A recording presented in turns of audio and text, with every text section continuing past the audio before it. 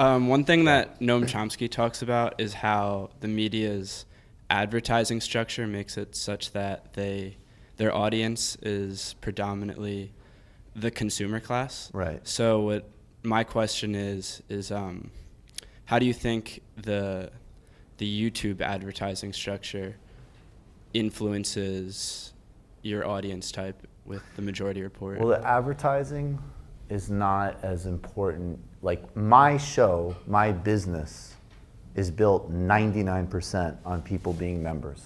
The Majority Report's probably like 96% even, right? The ads on YouTube, they're there. We get enough views where they make something, but that's not how the business is based.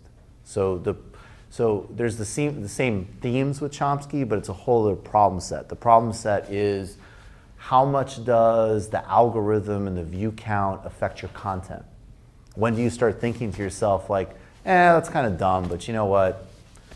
That'll get a huge amount of views. I mean, and we all do that, right? Like we all calibrate, and sometimes it's like amazing. Like I did one with Milton Alamati on a really important leader named Thomas Sankara from Burkina Faso, and that one like blew up. And you're like, oh, that's awesome. That's like an amazing piece of content. A lot of people watched it.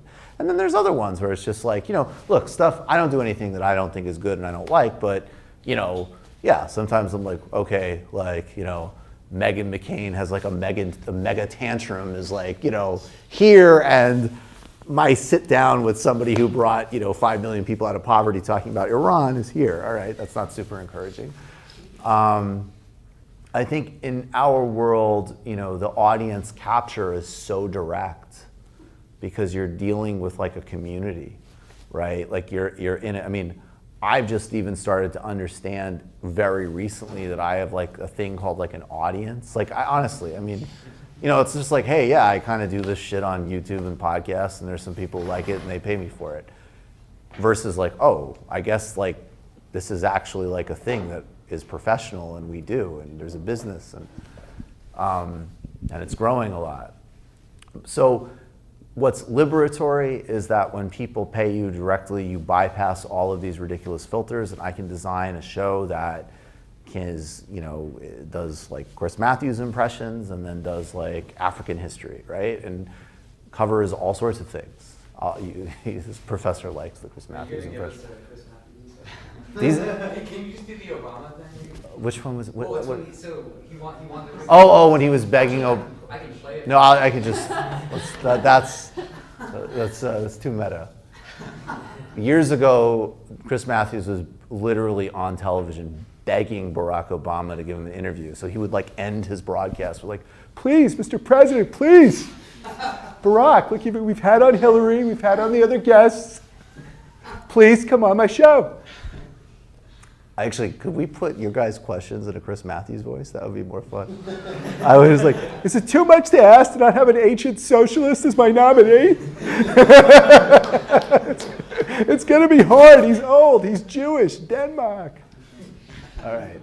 So, yeah. Jewish, to be fair. What'd you say? He is old and Jewish. He's absolutely old and Jewish, to be fair.